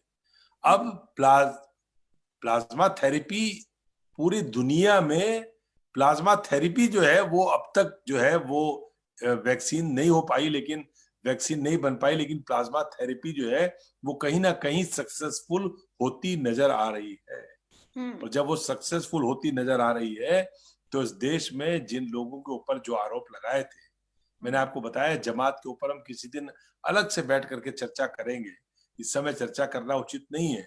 लेकिन आज क्या वो सारे लोग, ये सारे टीवी के एंकर्स, ये सारे लोग जो जमाती पकड़े गए, जमाती छुप गए, जमाती भाग गए, जमाती ने ऐसा कर दिया, जमाती ने, क्या ये सब रिटर्न में शपथ पत्र देंगे कि ये जो प्लाज्मा है इसका इस्तेमाल हम नहीं करेंगे? हो सकता है उसमें भी थूक रखा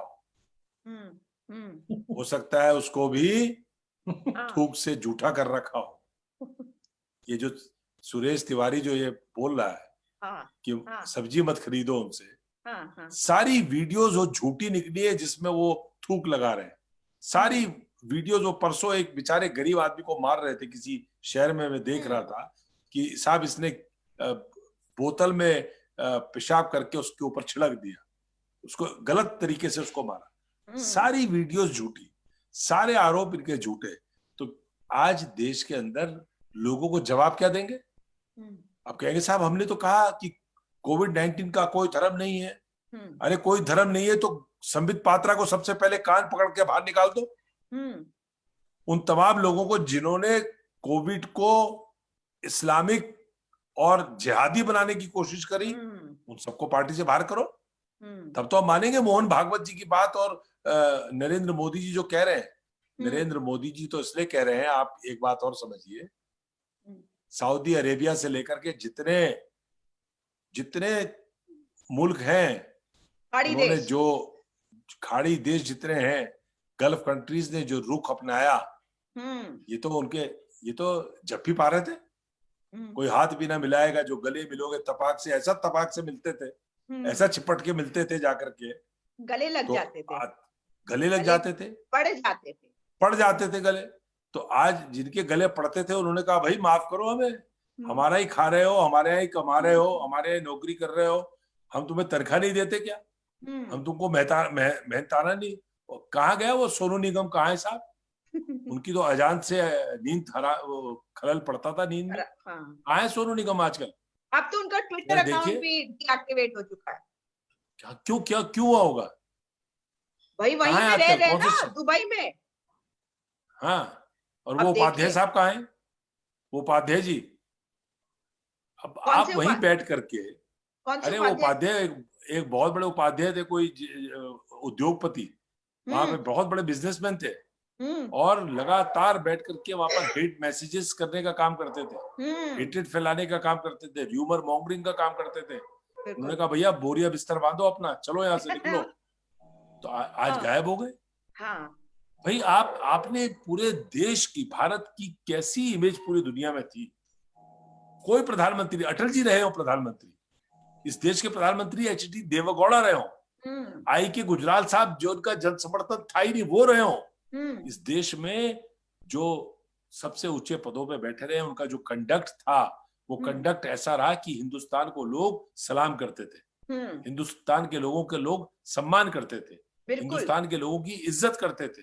आज पूरे खाड़ी देशों में जो माहौल बन गया है, ये कोई देश के लिए अच्छा है? देश के रिश्तों के लिए अच्छा है? और ये करने वाला कौन है? ये करने वाले वही लोग हैं।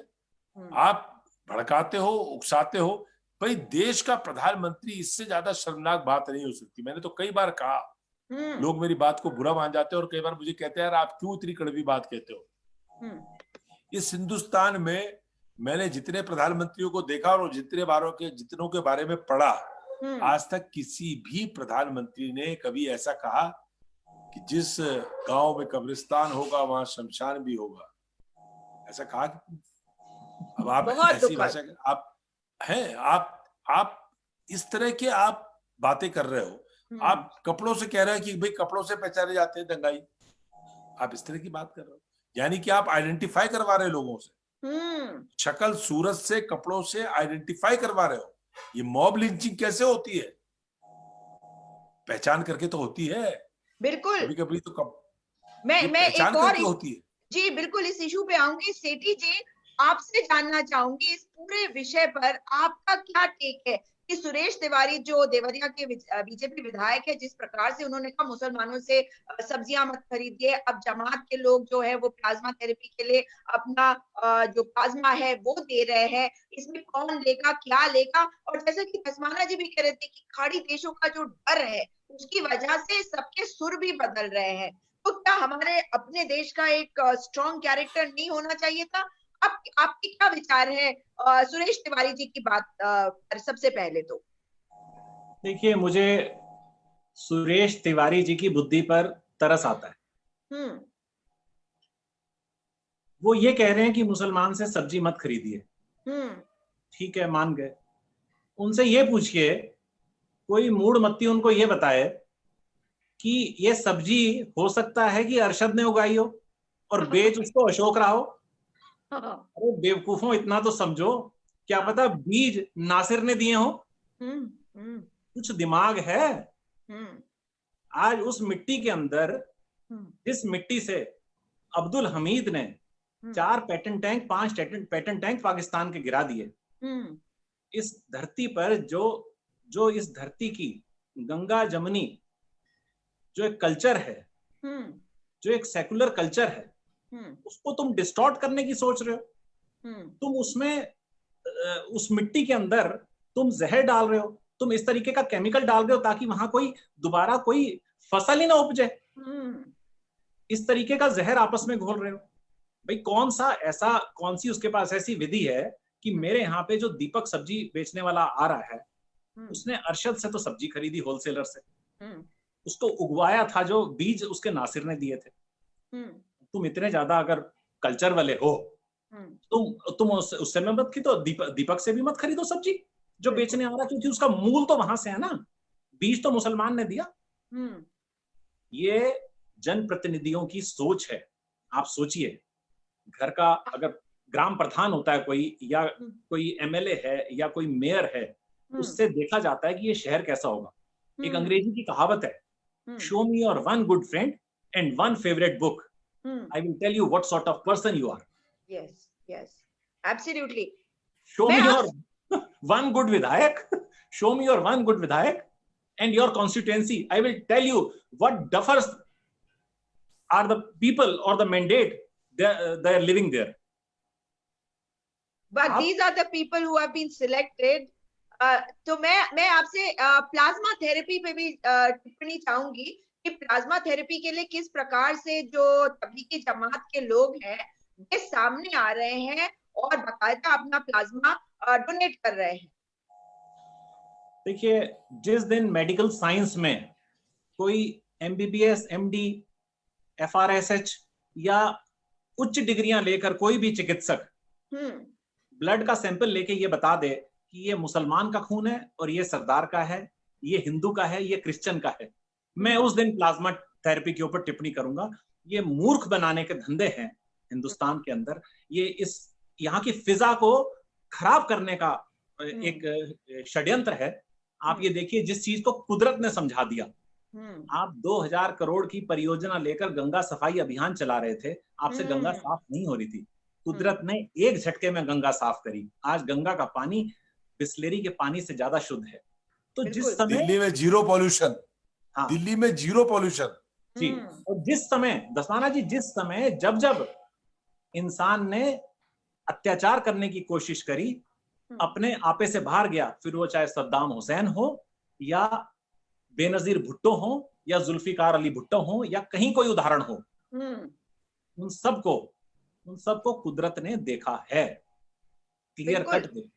और कुदरत से हमें सीखने की जरूरत है, कुदरत से केदारनाथ में आप कल्पना कीजिए कि अगर 10 फीट ऊंचा पानी त्रासदी ला सकता है, तो ये वो केवल पानी नहीं था, ये वहां सीधा बाबा का संदेश था कि यहाँ गंदगी यहाँ मत फैलाओ, चलिए नीचे हटिए यहाँ से। बिल्कुल। तो ये जो यहाँ के नेताओं को एक संदेश है। आज अर्थव्यवस्था का पहिया आज पूरी तरीके से चरमरा गया है। तेल का रेट 1/3 घट चुका है। जो $67 बैरल का रेट था, वो $17 बैरल का रेट, $17 का रेट है। $17। आपने तब भी तेल में 1 रुपया भी कम नहीं किया। हम्म, क्या चाहते हैं आप? बिल्कुल बिल्कुल। देश को कोई हिसाब ही नहीं है। जी, समय का अभाव है, इसलिए आखिर में बहुत संक्षिप्त में आप सबसे बात करना चाहती हूँ प्रवासी मजदूरों के बारे में। आज सूरत में जो हुआ बहुत ही दुखद है कि सारे मजदूर, बहुत सारे लोग जो है ये बाहर सड़कों पे आ गए, उन्होंने बसों को तोड़ दिया, बहुत उत्पात मचाया वहां पे, क्योंकि सभी कोई अपने घर जाना चाहता है। ओडिशा के मुख्यमंत्री ने कहा है कि वे 1500 बसेस भेजेंगे अपने यहाँ के लोगों को वापस लाने के लिए। आपने देखा कि किस प्रकार से उत्तर प्रदेश की सरकार ने भी पूरी तरह से कोशिश लगा रखी है कि उनके जो लोग हैं वे वापस पहुंच जाएं। तो जहां तक स्टूडेंट्स की बात है, कोटा वाले हो या मजदूर हो या बाहर जो घर से लोग हैं, इतने लंबे लॉकडाउन में अगर बाहर हैं तो उन्हें वापस उनके घर तक भेजना बहुत जरूरी है, क्योंकि एक मेंटल ट्रॉमा भी जो है वो भी एक बहुत इंपॉर्टेंट जो एक अंग होगा इस पूरे पूरे प्रकरण का, वो होगा जो लॉकडाउन के बाद पता चलेगा। अब आप देखें कि चाहे उड़ीसा हो, यूपी हो, नॉर्थ ईस्ट तक सभी कोई अपने लोगों को वापस लाने की कोशिश कर रहे हैं। हमारे यहाँ तो आपने देखा कि स्वर्गीय कमलेश भट्ट के बॉडी के लिए भी हमारी उत्तराखंड सरकार ने कुछ नहीं किया।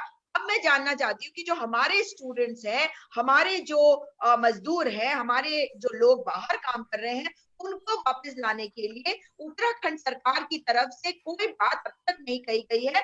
आपकी क्या इस विषय पे कोई बात हुई है दसमाना जी, सरकार से, मुख्यमंत्री जी से? बिल्कुल, देखिए सुजाता, हम तो फ्रॉम द डे वन, पहले भी हम्म, तो आपको ये बता दूं कि सारे देश के अंदर जो ये क्राइसिस जो सीधा लॉकडाउन 4 घंटे का टाइम दे दिया गया और पूरे देश में लॉकडाउन कर दिया गया, उसके कारण ये सारी समस्याएं पैदा हुई हैं। अगर 2 दिन का समय दे दिया होता तो मैं समझता हूं कि मेजॉरिटी ऑफ द पीपल 2 दिन में अपने अपने स्टेट्स में, अपने अपने गृह जनपदों में लोग पहुंच जाते। तो उसके कारण ये सारी समस्या हुई। सूरत वाली जो समस्या है, सूरत के लोगों को अटेंशन नहीं मिल रहा था। बांद्रा को मिल गया, सूरत को नहीं मिल रहा था। सारे चैनल्स को बताया गया था भाई सूरत नहीं दिखाना, सूरत गुजरात, दिखाओगे तो आफत आ जाए, जी गुजरात भाजपा नहीं की दिखाना। सरकार है। बिल्कुल, तो इसलिए सूरत को अटेंशन नहीं मिल रहा था। जो आज वहां पर वायलेंस हुआ है, उस वायलेंस का कारण ये है कि उनको किसी ने समझा दिया कि जब तक वायलेंस नहीं होगा तब तक तुमको अटेंशन नहीं मिलेगा, इसलिए अटेंशन हुआ है। दूसरी बात यह है कि उत्तराखंड की जहां तक सवाल है, उत्तराखंड में तो बद्रीनाथ जी की बड़ी कृपा है। मतलब लॉकडाउन 22 तारीख को कर्फ्यू लगा था, 24 तारीख से लॉकडाउन हुआ और मुख्यमंत्री जी रोज नया डिजाइनर मास्क पहनते हैं, रोज नया डिजाइन। लेकिन अपने वो 12 फुट ऊंची जो इमारत है कैंट रोड की, उससे बाहर निकलने का कष्ट नहीं कर रहे। एक दिन वो शहीद हुआ था, उस दिन वो शहीद के यहाँ अंत्येष्टि में गए थे। उसके अलावा मुख्यमंत्री जी बिल्कुल पैक्ड होकर के, जैसे कोरोना की नजर इन्हीं के ऊपर खड़ी हुई हो। कोरोना आएगा तो सबसे पहले हम घूम रहे हैं, हमें क्वारंटीन जबरदस्ती करा 28 दिन, उसके बाद जैसे हम छूटे तो हम भटक रहे हैं। आज मैं प्रेमनगर गुरुद्वारे में था, आज मैं प्रेमनगर के पंडितवाड़ी में था, आज मैं गांधी ग्राम में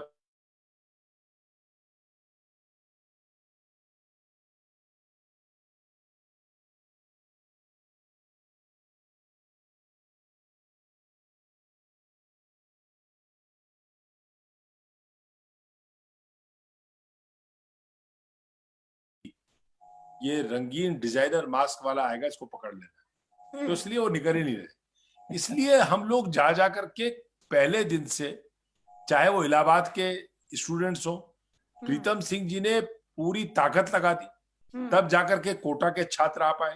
प्रीतम सिंह जी ने और हमारी पूरी प्रदेश कांग्रेस कमेटी ने प्रीतम सिंह जी के नेतृत्व में इलाहाबाद के छात्रों के लिए आवाज उठाई, तब वो जाकर के इलाहाबाद के छात्र और उत्तर प्रदेश के सहयोग से, केवल इसमें उत्तराखंड का हाथ नहीं है, उत्तर प्रदेश की सरकार उनको लाई, तब जाकर के हरिद्वार तक छोड़ा, ऋषिकेश छोड़ा, तब जाकर के वो आ पाए।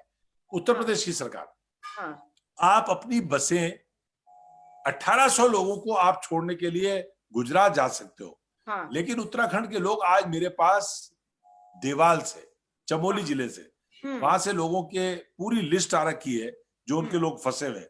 कल मेरे पास 40 लोगों का फोन भुवनेश्वर से आया, साहब हम यहाँ पर फंसे हुए हो, होटल इंडस्ट्री में हम लोग काम कर रहे थे और हम अपने घर जाना चाहते हैं, हमारे पास न पैसा रह गया है, न हमारे पास राशन है। जी पूरे जी। देश, महाराष्ट्र में, मुंबई में और तमाम जगहों में कितने फंसे। इसके हम्म साथ तमाम स्टूडेंट्स जो दिल्ली यूनिवर्सिटी में पढ़ते हैं, हम्म देश के अलग अलग विश्वविद्यालयों में पढ़ते हैं, इंजीनियरिंग कॉलेजेस में पढ़ते हैं, मेडिकल हम्म कॉलेजेस में पढ़ते हैं, वो हम्म सारे लोग फंसे हुए हैं। सरकार को हमने कितनी लिस्ट बना करके दे दी, हम्म चीफ सेक्रेटरी साहब को दे दी, हम अलग अलग अथॉरिटीज को दे रहे हैं, लेकिन कोई सीरियस मूव अब तक प्रदेश की सरकार की तरफ से इन तमाम हमारे उत्तराखंड के लोगों को जो बाहर फंसे हुए हैं उनको वापस लाने का इंतजाम करने का अभी तक कोई गंभीर प्रयास नजर नहीं आता। कल हम मैं फिर मिल रहे हैं, जी जी, कल फिर पर मैं टाइम मांगा है मुख्यमंत्री जी से। जी मैं उम्मीद करूंगी कि आप लोग कोशिश करने का कोई और तरीका ढूंढे, क्योंकि कहीं ना कहीं तो विपक्ष को अपनी आवाज उठानी पड़ेगी। और सेठी देखिए जी अंत सुजाता में सुजाता जी जी। सुजाता इसमें इसमें देखिए हमारी कोशिश क्या हो सकती है। हम्म हम we can knock the door, hmm हम दरवाजा खटखटा सकते हैं। हमारे हम्म पास देने की अथॉरिटी नहीं है, हम्म हमारे पास बस भेजने की अथॉरिटी नहीं है। हम्म हम लड़ भिड़ करके उत्तराखंड की सीमाओं में कुछ कर भी लेंगे तो उत्तराखंड से बाहर। और सबसे बड़ी बात क्या है कि हम जैसे ही कोई मूव करेंगे तो एकदम ये कह देंगे साहब ये सहयोग नहीं कर रहे हैं, ये तो कोरोना में हमारा जितना बना हुआ खेल है सारा बिगाड़ना चाह रहे हैं। नहीं ये तो नहीं, चाह रहे पर हैं कि मैं लोग ना ये धर्माना जी हम आपसे आवाज, मैं एक बात आपसे जरूर देखिए आवाज कहूंगी। उठा सकते हैं जो पुरजोर तरीके से हम उठा रहे हैं। बिल्कुल, हम नहीं नहीं, कल मैं मुख्यमंत्री को मिल रहे हैं, फिर गवर्नर को मिलेंगे और जरूरत पड़ेगी तो हम हाई कोर्ट का दरवाजा खटखटाएंगे और सुप्रीम कोर्ट जाएंगे। जी ये हम कर ये सकते हैं। यही कह रही हूं मैं, क्योंकि मैं इस बात से सहमत नहीं होती हूँ। क्योंकि मुझे ऐसा लगता है, देखिए मैं आपको बताऊं, मुझे लगा जब से कि नहीं मुझे बोलना है, मैंने अपनी प्राइवेट लाइफ को पब्लिक लाइफ कर दी। क्यों? क्योंकि मुझे लगता है कि इस देश के प्रति मेरी भी जिम्मेदारी है और मैं बोलूंगी, और मुझे कौन रोकेगा। अगर मुझे ये दिख रहा था कि विपक्ष जो है वो डरा सा लगता है, उनकी आवाज नहीं उठती, और ऐसा कोई भी व्यक्ति है जो कह दे कि सुजाता पॉल ने अपनी आवाज ना उठाई हो, पिछले चुनाव से पहले से मैं उठा रही हूँ आवाज और 2013 से उठा रही हूँ आवाज, मगर जिस प्रकार से मैंने बातें करी, मुझे धमकियां भी मिली, मैं डरने वाली नहीं हूँ। मैं अध्यापिका हूँ, मुझे तो जेल में भी डाल देंगे तो वहां पे भी मैंने कसम खाई थी कि जेल के लिए अप्लाई नहीं करूंगी, वहां बैठ के लोगों को अंग्रेजी पढ़ाऊंगी, क्योंकि अंग्रेजी एक ऐसा स्किल है जो लोगों को चाहिए। तो ये मेरा डिसाइडेड है जी। मगर मैं चाहती हूँ कि जो हमारी विपक्षी पार्टियां हैं वे सामने आके अपनी बात को पुरजोर तरीके से रखे। और सेठी जी अंत में आपसे इसी विषय पे जानना चाहूंगी कि आपका क्या टेक है इस पर कि ये जो प्रवासी मजदूर हैं, स्टूडेंट्स हैं, हर सरकार इनको वापस आ रही है, हमारी सरकार कहाँ है, हमारे मुख्यमंत्री कहाँ है किसी भी विषय पे। और मैं कितने विषय उठाती रही हूँ, ये देख रही हूँ कि ये नजर ही नहीं आते। इन्हें लगता है जैसे इनके तो जू नहीं रही थी। अरे चाहे आप देख लीजिए 108 के जो कर्मी थे, वो बैठे थे, चाहे आप देख लीजिए बेरोजगार संघ के बच्चे हो, कोई भी हो इशू, ये क्या करते हैं, ये अपना सिर जो है रेत के अंदर डाल के बैठ जाते हैं, सुनते किसी की नहीं है, इनको सुनाया कैसे जाए। और आप क्या कहना चाहेंगे सरकार को कि क्या वो करे अपने प्रवासी मजदूरों के लिए जो दूर दराज से आवाज लगा रहे हैं, क्या उन्हें वापस लाने की जरूरत नहीं है हमें?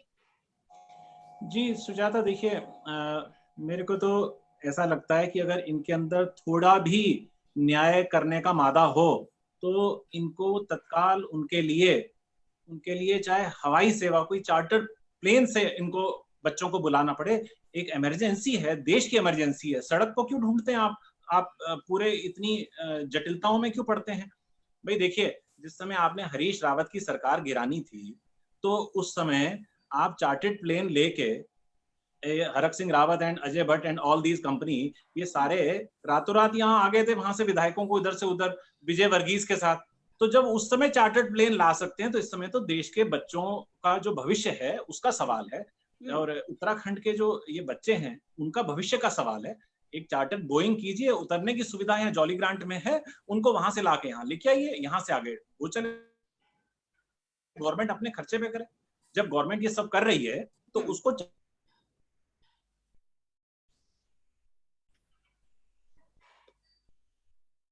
आपकी आवाज बिल्कुल नहीं आ रही। हाँ जी जी जी। उनको, गवर्नमेंट को, सेंट्रल गवर्नमेंट को, स्टेट गवर्नमेंट को ये इनिशिएटिव लेकर ये तत्काल उनके ट्रांसपोर्टेशन की व्यवस्था करनी चाहिए, चाहे बाय रोड करें चाहे बाय एयर करें। ये बच्चों के भविष्य का सवाल है। जो माँ बाप पहाड़ों में बैठे हैं इस आस से मैं कब अपने बेटे की बेटी के दर्शन करूं, मैं उनको देखूं, उनके दीदार करूं, तो उनको तत्काल उनको करना चाहिए। सरकार को इतना संवेदनशील होना चाहिए। बिल्कुल, बिल्कुल। आज समय का अभाव है, बहुत लंबी चर्चा हो गई, पर मैं ये जरूर आपको बताना चाहूंगी कि जिस प्रकार के कमेंट आते हैं ना, बड़े मजेदार आते हैं। तो कुछ कमेंट आपको जो सबसे घटिया कमेंट है वो पढ़ के सुनाना चाहूंगी। धसमाना जी कहेंगे कि इनको इग्नोर कर दो, पर मैं चाहती हूँ कि विपक्ष में धसमाना जी हैं तो वो सुने और जवाब अवश्य दे। आज देश के महान लोग कहाँ बसे हैं, देश का शासक नहीं कर पा रहे, तो संयुक्त राष्ट्र संघ महासंघ से मदद मिल सकती है, वहां से क्यों नहीं मांग रहा है, ये सवाल बन बैठा। ये तो एक अच्छी बात कही इन्होंने, मगर आप देखिए किसी ने लिखा, इनका नाम है पटनायक जी।